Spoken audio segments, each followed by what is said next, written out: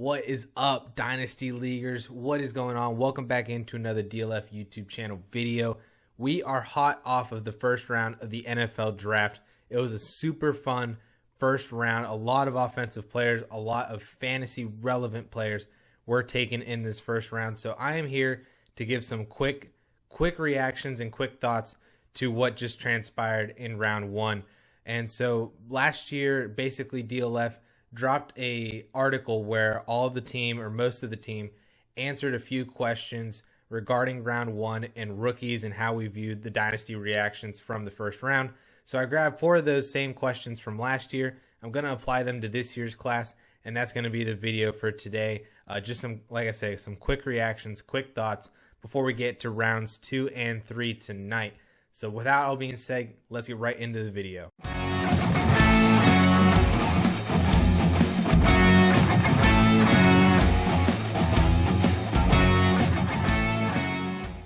So the first question here is maybe one of the most important questions on this list is which rookie gained the most value tonight? Which rookie gained the most value in round one?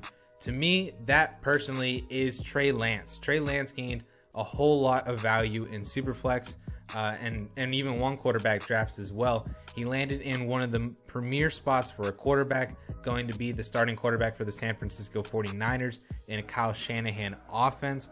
There was a lot of rumors, that it was going to be Mac Jones. People still holding out that it would be Justin Fields. But the Niners actually ended up taking Trey Lance, a guy that Kyle Shanahan said was their pick this entire time. They were just, stringing the media and other teams along. I believe that, if you will, but at least we know that Trey Lance is their guy moving forward. So I think he gains a lot of value because if he was not going to be a pick for the San Francisco 49ers or slid past the Atlanta Falcons, we were going to be talking about which team is going to move up. Is he going to go to Denver, Chicago, New England? The landing spot afterwards was really questionable in terms of where Trey Lance could actually go to be really fantasy relevant. So going to the San Francisco 49ers, I have him as my current quarterback 2 in this class and the 1.02 in Superflex rookie drafts right behind Trevor Lawrence. So that's at least how I see it. That's how I view Trey Lance's value right now. And I believe that's why he's the rookie that gained the most value from round one. The second question here, which veteran lost the most value as a result of round one? This is a really interesting question, but I think it's a very simple answer. Sadly, we lost James Robinson tonight. The Jacksonville Jaguars made a surprise pick, although to some people it might not have been a surprise. One pick after Najee Harris was taken by the Pittsburgh Steelers, the Jacksonville Jaguars go and grab the second running back off the board at pick 25 in Travis Etienne, which really puts a dagger in the coffin for James Robinson. And, be that as it may, and as great as he was last year, draft capital does matter in the NFL, especially whenever a new regime is coming in. They don't have any ties to James Robinson. They didn't have anything really that was holding them toward leaving James Robinson as their starting running back moving forward. And Travis Etienne was now the guy that they paired with his former quarterback in Trevor Lawrence from Clemson. Now, Urban Meyer has said that, James Robinson and Carlos Hyde are going to be the 1-2 punch and Etienne is their third down back. That is a really questionable process. I don't know why, if that is actually what they intend to do with Travis Etienne, why they would take him in the first round. Why not wait for Gainwell or Elijah Mitchell, or, if they wanted a speed third round guy or third down back, why not just take someone later? Why take Travis Etienne in the first round? Why pair him back with Trevor Lawrence? It's a very questionable decision, and I don't really believe that is actually what is going to happen. I feel like that's just a lot of Urban Meyer talk, and Travis Etienne is going to be the guy to lead that backfield for 2021. Might take him a couple weeks, but I think he'll get there by the end of the year, like what we've seen with a lot of other rookie running backs in previous years past. Third question, just to counter off of the last question, which veteran gained the most value from round one? And to me, you might not think this is too much of a surprise. I did a video on him, but Myles Gaskin survived round one. Not only did he survive round one, but he survived both Najee Harris and Travis Etienne. So really, for me, I think that he just really needs to survive Javonte Williams to clear out the big three in this draft class.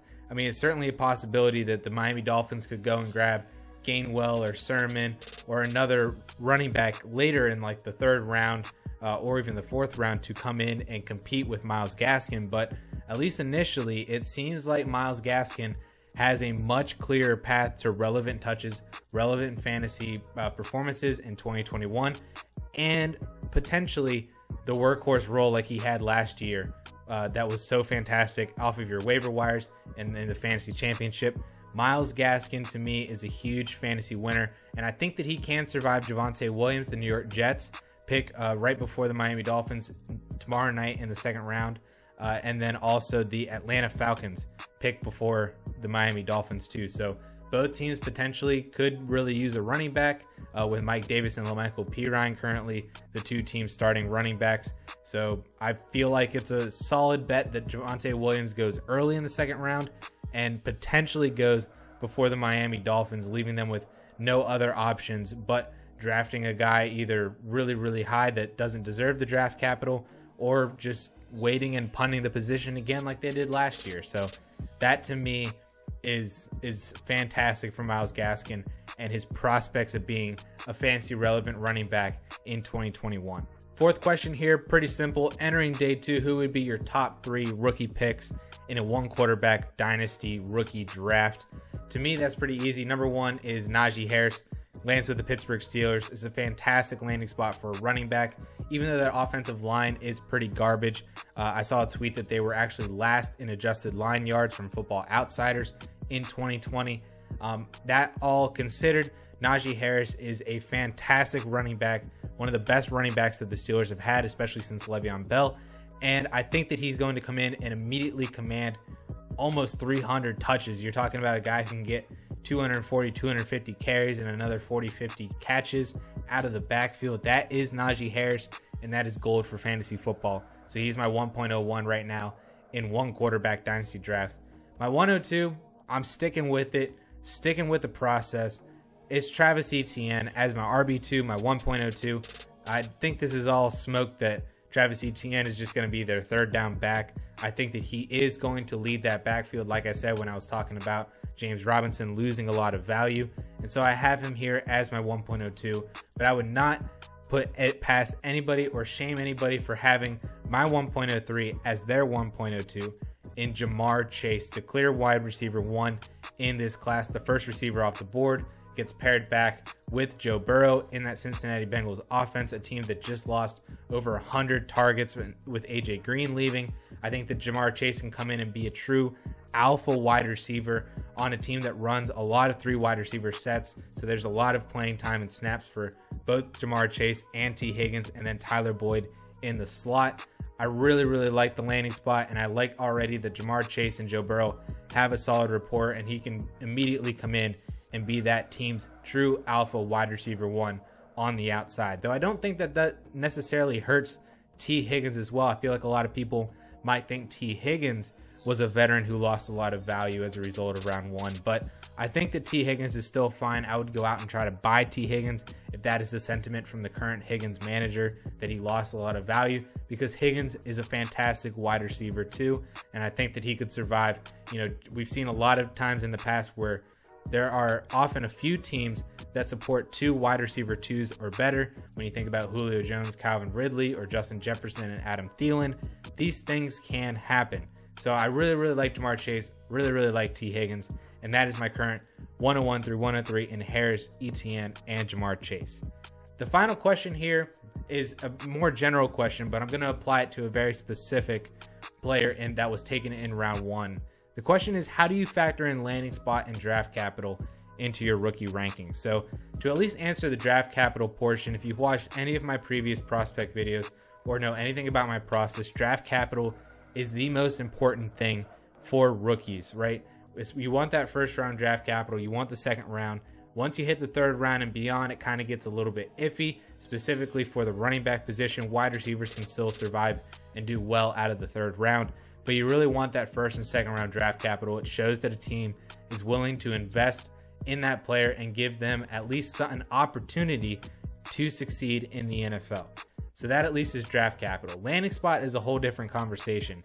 And then what I meant by applying this to a specific player is Rashad Bateman being taken by the Baltimore Ravens. Not a landing spot that I personally really want. A lot of people really wanted for Rashad Bateman, my wide receiver 2 in this class. I would have liked to have seen him in Tennessee, Green Bay. There was a couple teams that he could have went to in that 20s range that wasn't Baltimore, because that is a really, really tough spot. A team that throws under 450 times. They had 440 attempts in 2019, 400 last year in 2020. So not a very heavy passing volume offense, but there could be that argument made that it's not heavy volume passing offense, or at least they didn't throw as much as they needed to because they didn't have anybody really to throw to. Hollywood Brown is not a wide receiver 1. They had Willie Snead and Devin Duvernay and Miles Boykin. It was basically just Mark Andrews as the tight end. And even he's not really like a true game-breaking tight end like a Travis Kelce or a George Kittle or Darren Waller. He's, just a solid tight end. So they didn't really have a wide receiver 1. So there's that argument that can be made that because they've now brought in a wide receiver, they're going to throw a little bit more and make it an effort to get the ball to Rashad Bateman. So from that standpoint, I don't necessarily mind the Baltimore landing spot for Bateman. I do think that it hurts him, at least initially, until they get it going. A lot of people want to make a lot of comparisons to A.J. Brown landing in Tennessee on a run-first offense. Nobody liked that landing spot for him. A.J. Brown fell in rookie drafts, and now he's arguably the wide receiver 1 in Dynasty. I think that's a rough comparison, given the fact that the main change that happened for Tennessee was the difference from Marcus Mariota to Ryan Tannehill. I don't really see that change happening in Baltimore. I think Lamar Jackson is there to stay. What I do think could happen, like I already said, is they pass a little bit more. If he gets a 25% target share, which is a very solid target share for a wide receiver 1, and they pass 425 to 450 or more times, we're looking at about 110 plus target wide receiver as the wide receiver 1 in that offense. And I think that's what Rashad Bateman can come in and immediately be for Baltimore, is their true wide receiver 1 across from Marquise Hollywood Brown. And so given that would put him in a solid high wide receiver 3, low wide receiver 2 range, unless he gets a boatload of touchdowns like Adam Thielen and A.J. Brown did last year, or even Mike Evans. Don't really think that's his game, but I think Rashad Bateman could be a very, very solid wide receiver 3 to start, moving into wide receiver 2 with potential for wide receiver 1 if he really, really breaks out and does really, really well in the NFL. But solid wide receiver 2. I'll give him a solid wide receiver 2, and I'm not knocking him super far in my rookie drafts because of that landing spot. It will be interesting to see where his ADP actually lands and how the rest of the community values him. But that's at least my initial reactions before we see the rest of the players drafted in rounds 2 and 3. So that is it. 5 quick questions and initial reactions off of the first round in the NFL draft.